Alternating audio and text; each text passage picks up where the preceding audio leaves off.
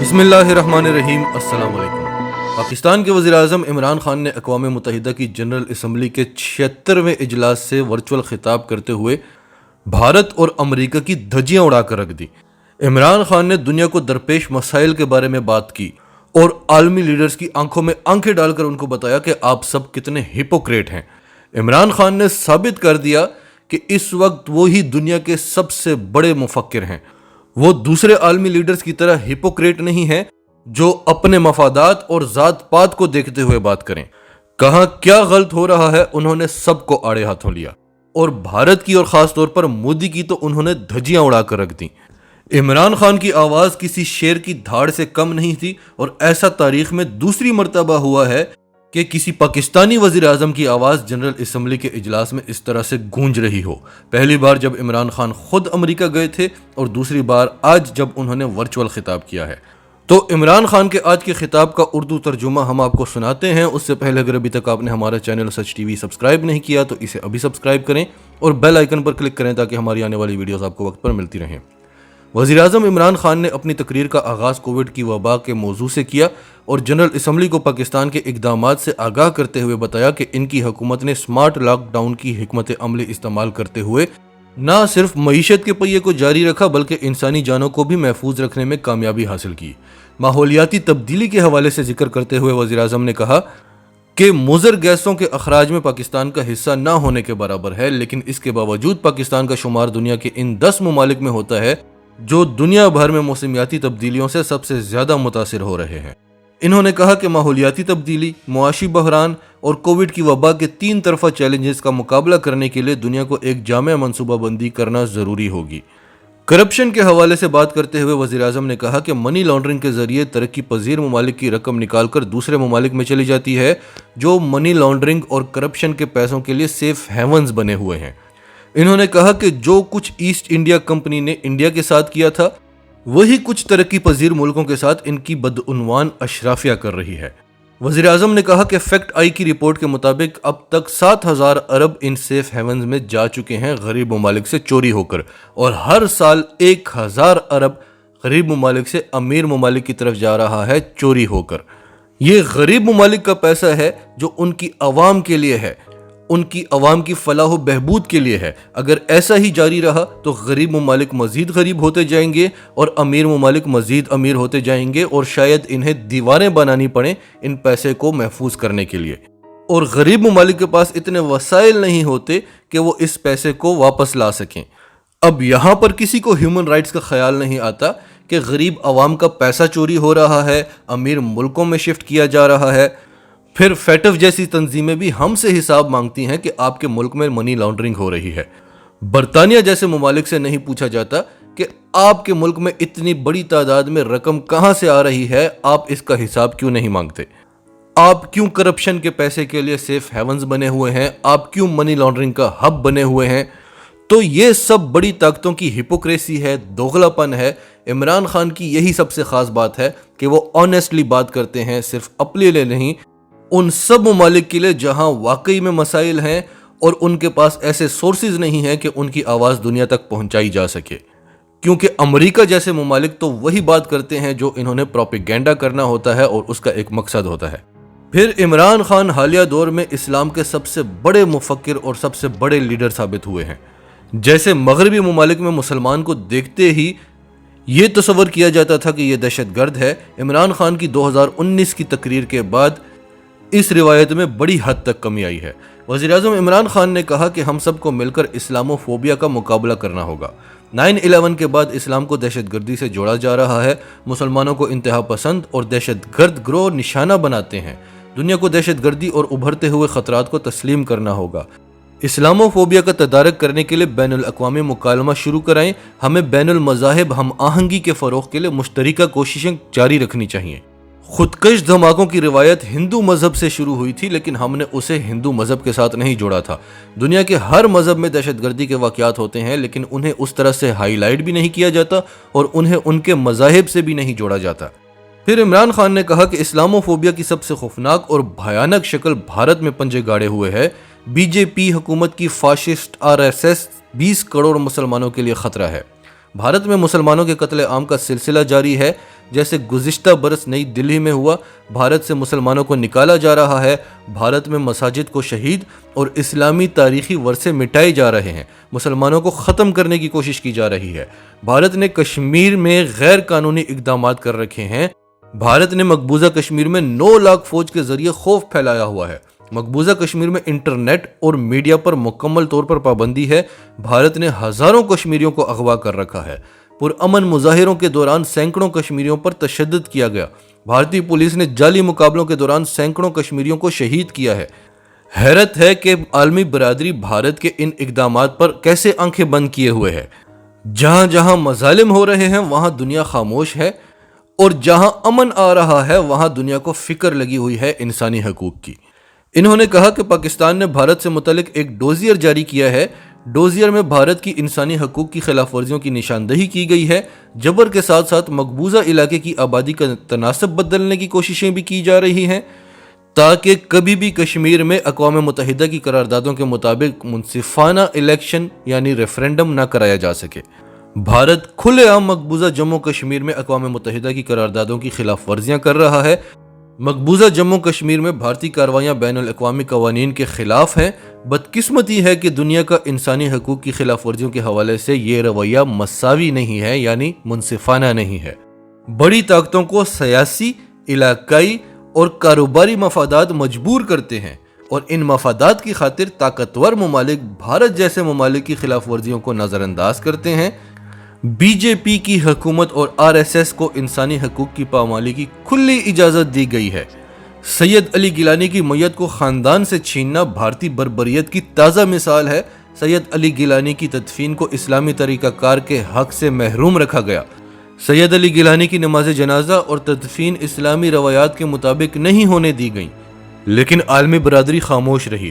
ہم اقوام متحدہ سے مطالبہ کرتے ہوئے کہتے ہیں کہ سید علی گیلانی کی تدفین اسلامی روایات کے مطابق کرائی جائے، سید علی گیلانی کی تدفین شہداء کے قبرستان میں کرائی جائے، مقبوضہ جموں کشمیر میں آبادی کے تناسب میں کی جانے والی تبدیلیوں کو روکا جائے، کشمیر کے عوام کے خلاف ظلم و جبر اور انسانی حقوق کی خلاف ورزیاں روکی جائیں۔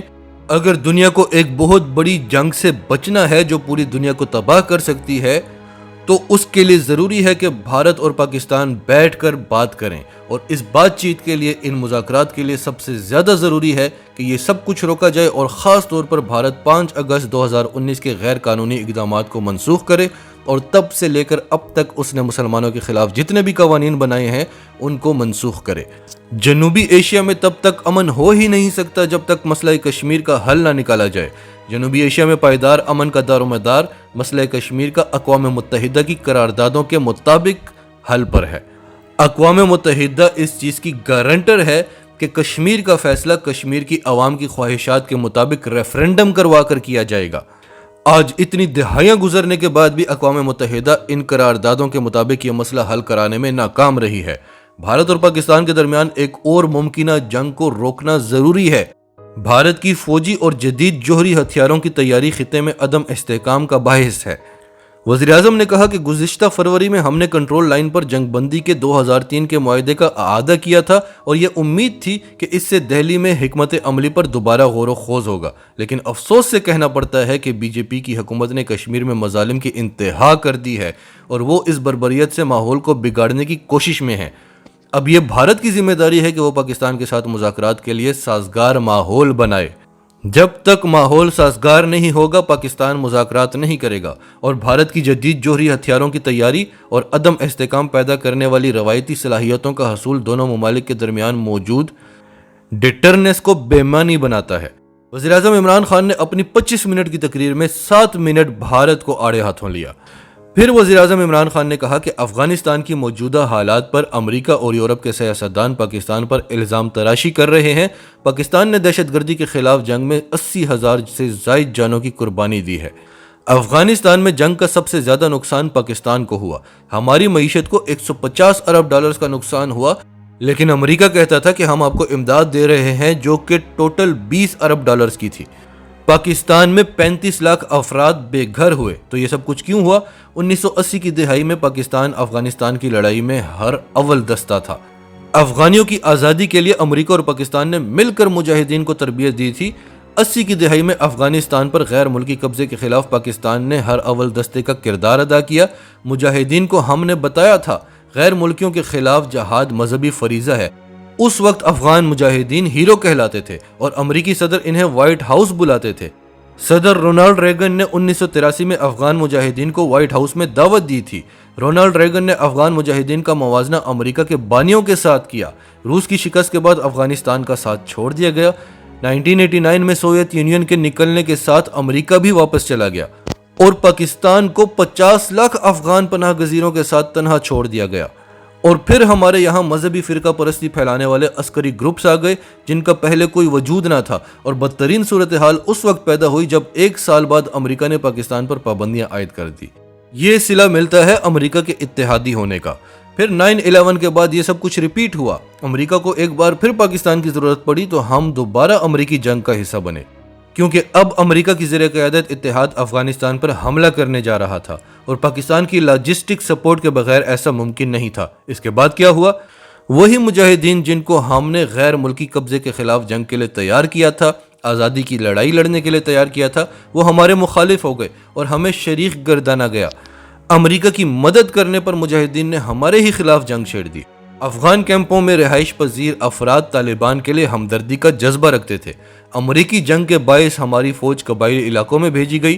جنگ کے دوران نقصان کا بدلہ لینے کے لیے عسکریت پسندوں کی تعداد کئی گنا بڑھ گئی۔ جن لوگوں کے پیارے مارے گئے انہوں نے پاکستان سے بدلہ لیا۔ 2004 سے 2014 تک 50 مختلف عسکری گروپ پاکستان پر حملہ آور رہے۔ پہلی بار پاکستان میں عسکریت پسند طالبان سامنے آئے جنہوں نے پاکستانی حکومت پر حملے کیے، اور ہماری تاریخ میں فوج قبائلی علاقوں میں پہلی مرتبہ گئی۔ جب بھی فوج شہری علاقوں میں جاتی ہے تو اس کے نتیجے میں بلا تخصیص نقصان ہوتا ہے۔ یہاں بھی بلا تخصیص نقصان ہوا، جس کے نتیجے میں بدلہ لینے کے لیے عسکریت پسندوں کی تعداد دگنی اور تگنی ہو گئی۔ وزیراعظم نے کہا کہ دنیا کو معلوم ہونا چاہیے امریکہ نے پاکستان میں 480 ڈرون حملے کیے، اور سب جانتے ہیں کہ ڈرون حملے اپنے ہدف کو درست نشانہ نہیں لگا سکتے۔ بے قصور لوگ مارے جاتے ہیں اور پھر وہ بدلہ لیتے ہیں۔ اگر ہماری فوج نہ ہوتی، جو کہ دنیا کی انتہائی منظم افواج میں سے ایک ہے، اور ہماری انٹیلیجنس ایجنسی بھی دنیا کی بہترین انٹیلیجنس ایجنسی ہے، تو میرے خیال سے پاکستان بہت نیچے چلا جاتا۔ ہماری فوج اور ایجنسی کی بدولت ہم اس مشکل صورتحال سے کامیابی کے ساتھ نکلے۔ ہمیں سراہنے کے بجائے الٹا ہم پر الزام تراشی کی جاتی ہے۔ ہم نے جو اس قدر مشکلات کا سامنا کیا ہے، اس کی واحد وجہ یہ ہے کہ ہم افغانستان کے خلاف جنگ میں امریکی اتحاد کے ساتھ تھے۔ ہمارے لیے تعریف کا کم از کم ایک لفظ ہی کہہ دیا جاتا، لیکن تعریف کی بجائے الزام تراشی کی جاتی ہے تو ہمیں کیا محسوس ہوتا ہوگا؟ عمران خان نے کہا کہ میں 2006 میں امریکہ گیا، اس وقت سینیٹر تھے جو بائیڈن، اس کے علاوہ جان کیری اور جان ریڈ سے ملاقات کی۔ میں نے اس وقت ان کو سمجھانے کی کوشش کی کہ افغانستان کا کوئی عسکری حل نہیں ہے، کسی نے میری بات نہیں سمجھی، اور امریکہ نے فوجی حل تلاش کرنے کی غلطی کی، اور آج ساری دنیا جانتی ہے کہ طالبان دوبارہ اقتدار میں کیسے آئے۔ افغانستان کی 3 لاکھ افواج طالبان کے ساتھ نہیں لڑیں، ان سے بھاگ گئیں، حالانکہ افغانی عوام دنیا کی بہادر ترین قوم گنی جاتی ہے۔ تو اس پر ایک تفصیلی تجزیہ کیا جائے تاکہ دنیا کو معلوم ہو کہ طالبان اقتدار میں واپس کیسے آئے۔ یہ سب کچھ پاکستان کی وجہ سے نہیں ہوا۔ اس وقت ساری عالمی برادری کو سوچنا چاہیے کہ آگے بڑھنے کا راستہ کیا ہے۔ ہمارے پاس 2 راستے ہیں۔ اگر اس وقت ہم افغانستان کو پس پش ڈال دیں تو افغانستان کے آدھے عوام جن کو پہلے ہی مشکلات کا سامنا ہے، اور اقوام متحدہ کے مطابق اگلے سال تک 90% لوگ غربت کی لکیر سے نیچے چلے جائیں گے۔ ہمیں آگے ایک بہت بڑے انسانی بحران کا سامنا ہے، جس کے سنگین اثرات افغانستان کے ہمسایوں کے لیے ہی نہیں بلکہ ہر جگہ ہوں گے، اور غیر مستحکم و بحران سے 2-4 افغانستان ایک بار پھر بین الاقوامی دہشت گردوں کے لیے محفوظ پناہ گاہ بن جائے گا۔ اس لیے ضروری ہے کہ ہم افغان حکومت کو مستحکم کریں۔ طالبان نے وعدہ کیا تھا کہ وہ انسانی حقوق کا احترام کریں گے، ایک مخلوط حکومت بنائیں گے، وہ اپنی سرزمین کو دہشت گردوں کے خلاف استعمال نہیں ہونے دیں گے۔ طالبان نے عام معافی کا اعلان کیا، اور اگر اب عالمی برادری ان کی حوصلہ افزائی کرتی ہے اور ان کے ساتھ بات چیت کرتی ہے تو یہ سب کے لیے کامیابی ہوگی۔